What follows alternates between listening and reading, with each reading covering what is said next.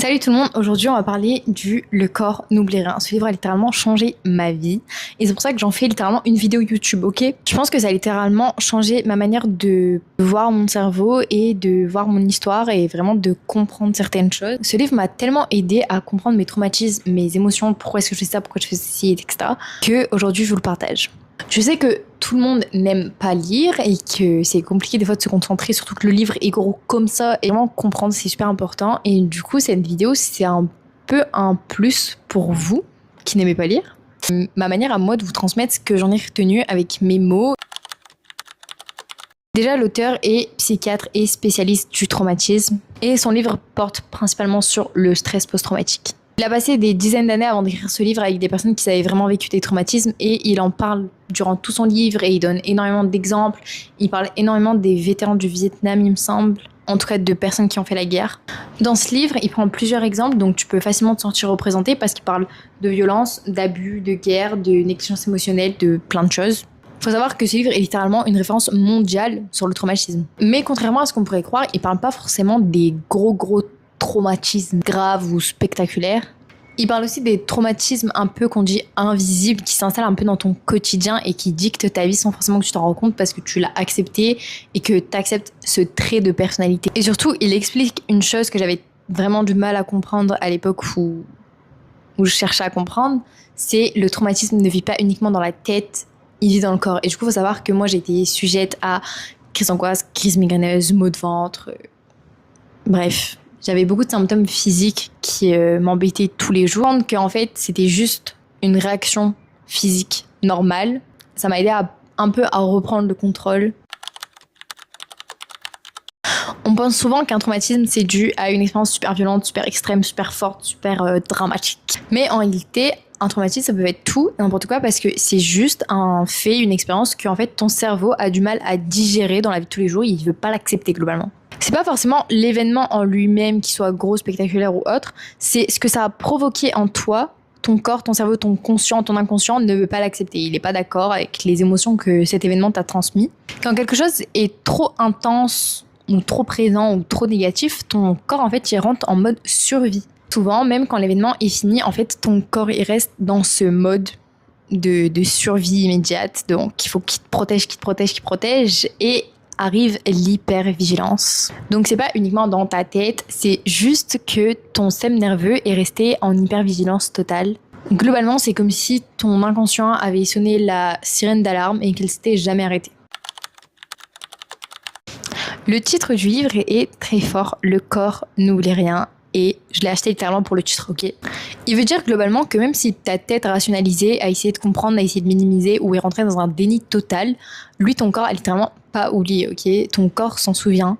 Donc ça sert à rien de rationaliser, d'être dans un déni ou juste de refouler totalement parce que ça reviendra toujours à l'attaque, ok. Il se souviendra toujours à travers les tensions musculaires, les douleurs chroniques, les crises de panique, les palpitations, les blocages, les réactions émotionnelles soudaines ou trop fortes ou démesurées.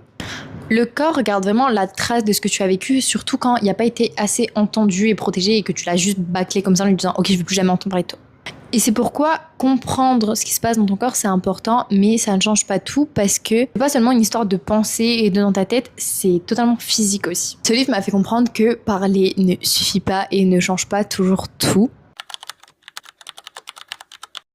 Faut savoir que je l'ai acheté après que j'ai vu ma première psychologue. Donc ma première psychologue, ça m'a énormément aidé parce que on a fait la médecine de la parole, etc.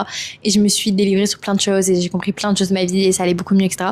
Mais par contre, physiquement, il y a plein de choses qui allaient pas. J'avais encore tous ces symptômes quotidiens qui me saoulaient totalement. Et du coup, j'ai commencé à m'y intéresser au bout du moment où aucun spécialiste ne pouvait m'aider et j'ai essayé de comprendre. Et j'ai compris qu'en fait, parler est essentiel. Mais quand le traumatisme est stocké dans le corps, il faut parfois passer par le corps en fait pour le guérir. Le livre explique littéralement pourquoi est-ce que des personnes peuvent faire des années et des années de thérapie sans forcément aller mieux. Pas forcément parce que la thérapie est mauvaise, mais juste parce que le corps n'a jamais appris à se sentir mieux, à se sentir en sécurité. Et tout simplement quand le corps ne se sent pas mieux, ne se sent pas en sécurité, il reste en instinct de survie, il reste en mode défense. Le livre parle de plusieurs moyens de sortir de cette spirale et de sortir surtout du mode survie activé par ton cerveau. Comme la respiration, le yoga, l'hypnose, le MDR, la pleine conscience, le mouvement, le sport. Pas forcément comme des solutions miracles, mais comme des moyens à ton corps en fait de reprendre le contrôle et de se sentir mieux et de se sentir finalement en sécurité. Ce que j'aimais dans ce livre, c'est qu'il est gros comme ça, parce qu'en fait, il donne plein d'arguments et plein de faits, et en fait, il dit pas ouais, fais ça, tu iras mieux. Il dit ok, il y a autant de choses qui peuvent aider quelqu'un à aller mieux, et maintenant, je te donne les outils, à toi de les adapter à toi et à toi de voir ce qui te correspond le mieux globalement. Et surtout, je trouve qu'il pathologise pas forcément les victimes, enfin les personnes souffrant de traumatisme, et que au contraire, ce livre les aide à les comprendre et l'auteur les comprend totalement. Ce livre m'a aidé à comprendre pourquoi est-ce que mon corps souffrait alors que j'avais l'impression que tout allait bien dans ma vie. Il m'a aidé à comprendre pourquoi est-ce que j'étais irritable dans certaines situations et pourquoi certaines émotions étaient trop fortes dans certains cas. Il m'a permis d'arrêter de me dire les phrases un peu bateau du genre je suis trop faible, je suis cassée, je suis un problème avec moi, nanana.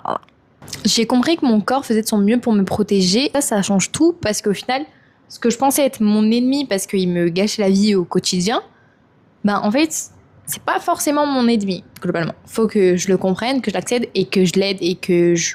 En fait, ça c'est toi et ça c'est ton corps. Il faut que vous fassiez qu'un en fait. Ce livre, je pense, qui est pour toi si tu souffres d'angoisse, tu fais des crises de panique. Et j'ai fait une vidéo là-dessus, ok. Si tu te sens souvent en hypervigilance, si tu ne comprends pas certaines réactions, certaines émotions, ou si tu as vécu des choses difficiles, que ce soit visibles ou invisibles, si tu as l'impression que tu souffres trop, enfin bref. Le livre est pour toi, et le livre est pour toi aussi si tu aimes la psychologie tout simplement en fait. Bien évidemment, ce livre n'est pas une autothérapie malgré qu'il m'a beaucoup aidé à comprendre physiquement ce qui se passait. Il n'égalera jamais le travail d'un professionnel, mais il peut être une clé de compréhension énorme, surtout quand t'as pas le courage d'aller voir un psy là maintenant. Tu peux commencer quelque part et je pense que lire ce livre, c'est ton point de départ. Je pense que si tu devais retenir une seule chose de cette vidéo, ce serait ton corps n'est pas ton ennemi. Ça c'est toi, c'est ton corps, vous devez faire qu'un, ok. Je le répète. Ton corps réagit ainsi si les crises de panique te saoulent, c'est pas contre toi. Si les crises de migraineuses arrivent et elles te saoulent, c'est pas contre toi. Si tu fais des cauchemars la nuit, c'est pas contre toi. Si toutes ces choses arrivent, les tremblements, les maux de ventre, les vertiges, etc., si toutes ces choses arrivent, c'est pas contre toi. Juste ton corps a essayé de te protéger et lui aussi, il est surmené. Il est en mode « what ?» Donc, merci d'avoir regardé cette vidéo. Surtout, abonne-toi parce que ici, on parle beaucoup de santé mentale. C'est vraiment le sujet principal. J'avais trop hâte de faire des vidéos là-dessus parce que quand j'avais 14 ans et j'ai été diagnostiquée et j'ai été voir mes premières psys, il n'y avait pas beaucoup de vidéos, il n'y avait pas beaucoup de livres, il n'y avait rien. Rien. Personne parlait du développement personnel, personne parlait de la santé mentale, personne parlait des psychologues, personne parlait de ça. Et j'aimerais que cette vidéo serve, tout simplement. Bisous! One is the loneliest number that you'll ever